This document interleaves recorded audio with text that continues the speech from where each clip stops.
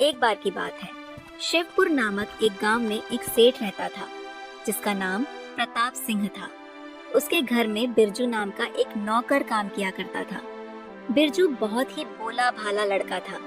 वह सारा दिन सेठ के घर में काम किया करता था, फिर सेठ के खेतों में भी काम किया करता था और रात होते ही हर रोज सेठ के पैर दबाया करता था। अगर बिरजू से जाने अनजाने में भी कोई गलती हो जाती तो सेठ उसे बहुत मारता था। सारे दिन में बिरजू को सिर्फ एक बार ही खाना मिलता था। वह बहुत मुश्किल से सेठ के घर दिन निकाल रहा था। एक तरह वह एक जेल में ही कैद था। बहुत दुख भरा जीवन वह बिता रहा था।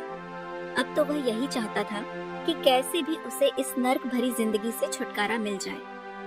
ना तो उसकी कोई कमाई हो रही थी और ना ही अच्छे से खाने को रोटी मिल पा रही थी। एक दिन जब वह बहुत ज्यादा परेशान हो गया तो उसने सोचा, इतने अत्याचार और दुख भोगने से अच्छा है कि मैं यहाँ से भाग ही जाऊं।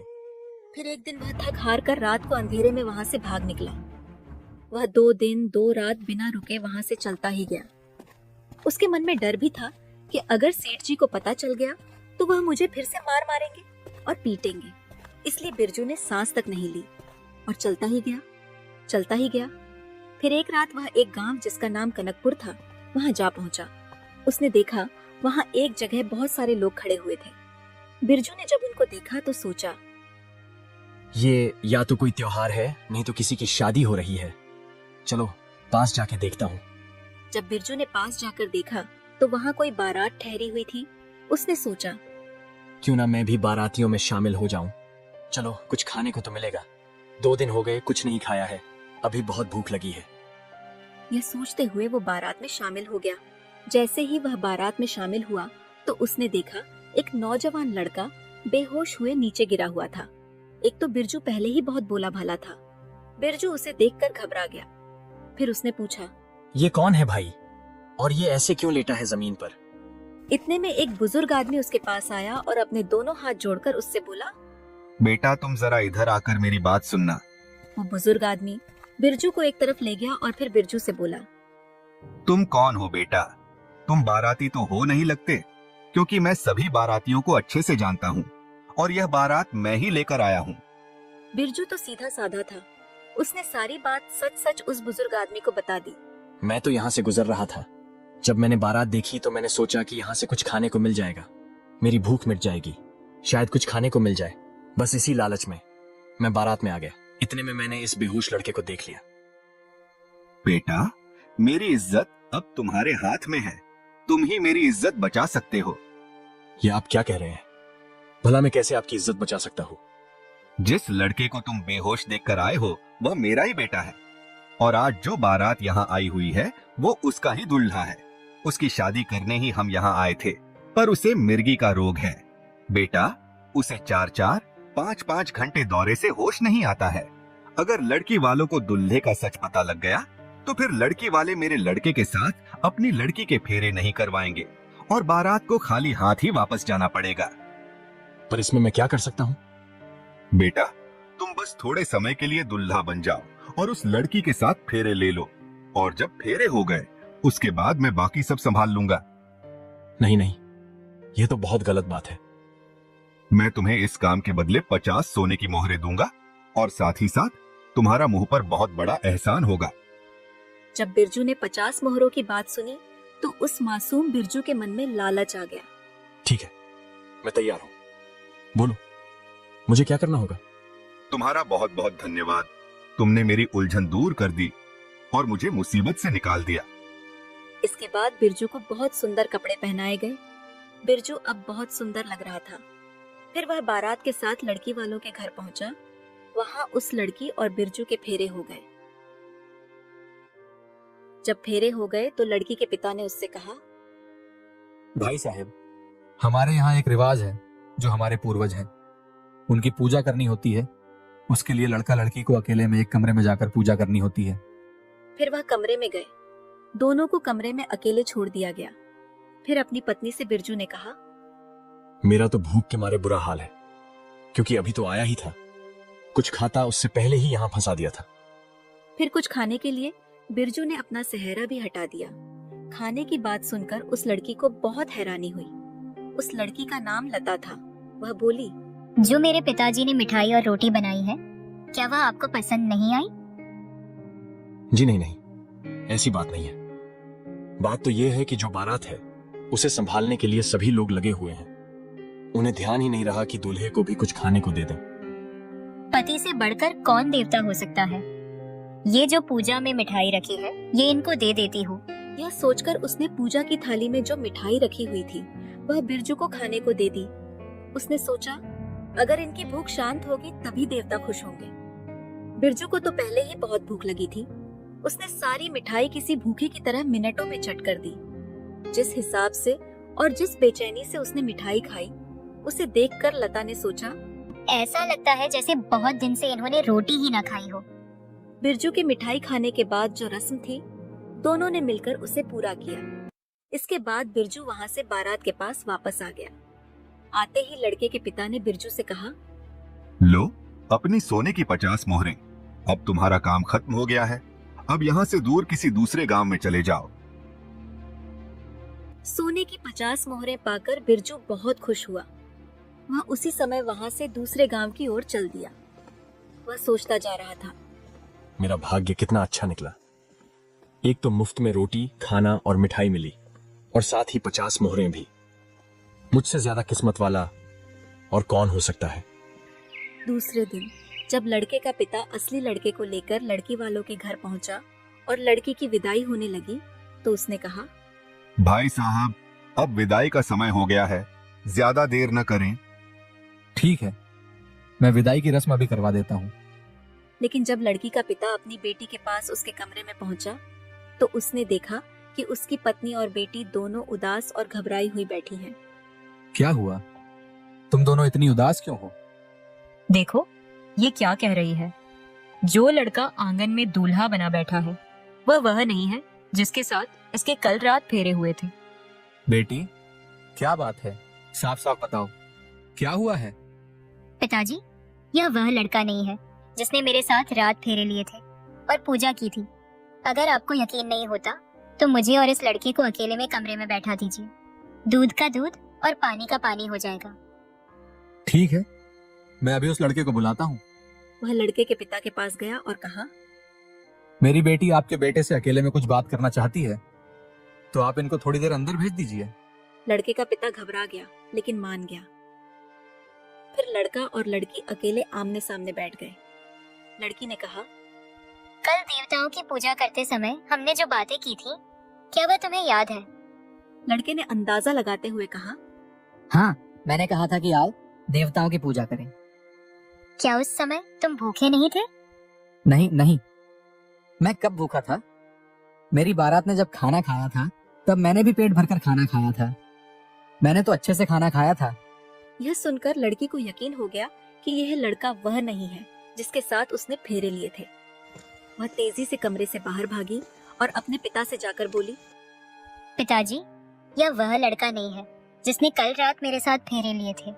लड़की का पिता लड़के के पिता के पास पहुंचा और गुस्से में बोला, आप लोगों ने हमारे साथ बहुत बड़ा धोखा किया है। बताइए, वह लड़का कहाँ है जिसने फेरे लिए थे? लड़के का पिता घबरा गया और लड़का भी डर गया, जिससे उसे फिर से मिर्गी का दौरा पड़ गया और वह वहीं गिर गया, जिससे धीरे धीरे सारा सच सामने आ गया।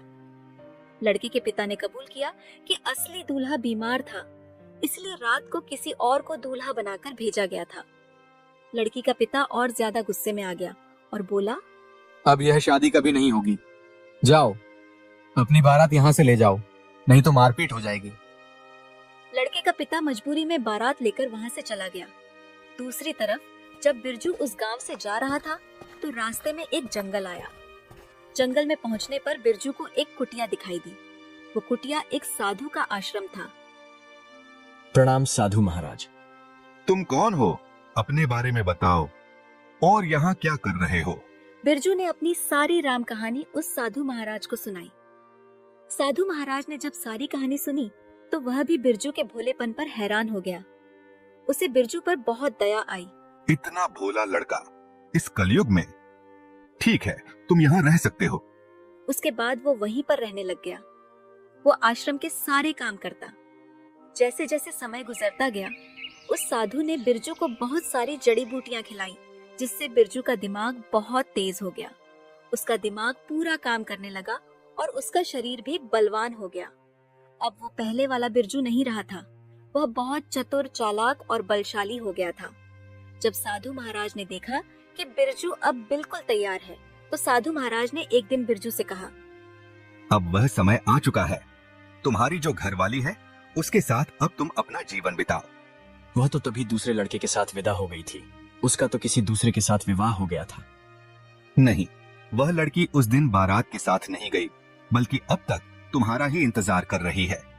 और आज के इस मुश्किल समय में उसे सबसे ज्यादा तुम्हारी जरूरत है। कैसे महाराज? मैं कुछ समझा नहीं। मुश्किल समय? वो जो लड़की है वो बहुत कष्ट में है। उसके ऊपर और उसके परिवार पर एक और दुखों का पहाड़ टूट गया है। दूसरा कौन सा गुरुजी? बात यह है कि जब लता की शादी थी तो उसके पिता ने एक सेठ के पास अपना खेत गिरवी रखा था और उससे कुछ पैसे उधार लिए थे।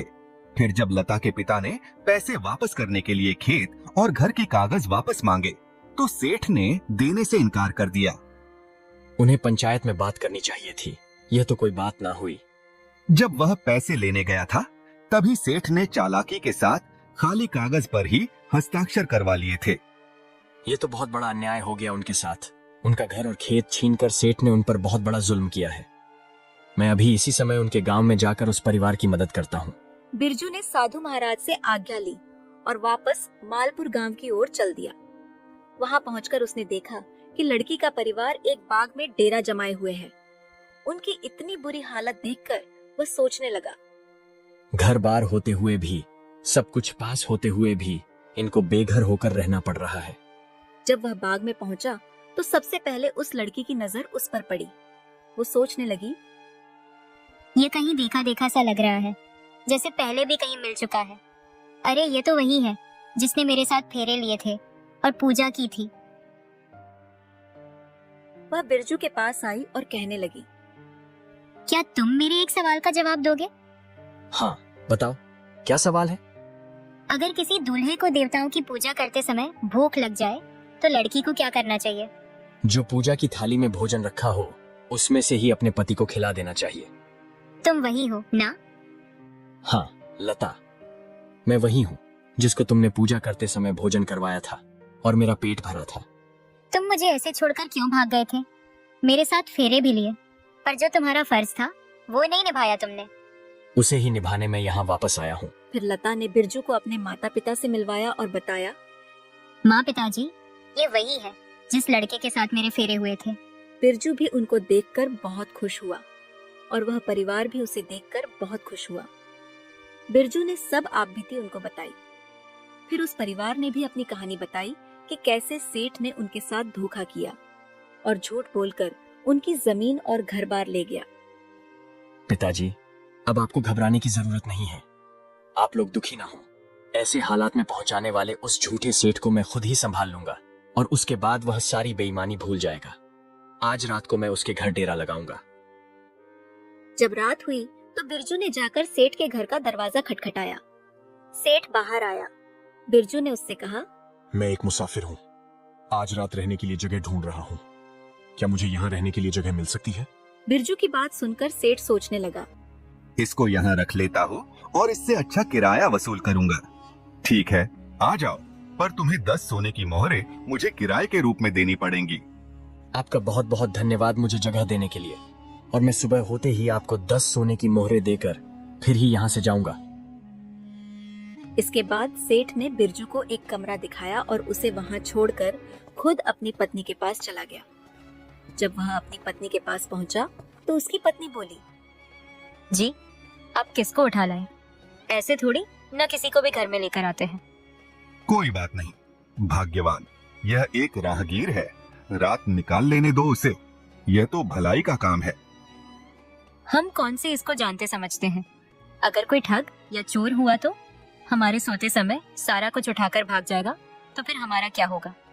बात तो तुम्हारी सही है भाग्यवान, पर हमें अब क्या करना चाहिए? मैंने तो इस बात के बारे में सोचा ही नहीं था। यह तो आप सोचो, आपको क्या करना चाहिए? तुम आज इसी कमरे में सो जाओ, मैं आज वहीं सो जाता हूँ जहाँ वह ठहरा हुआ है।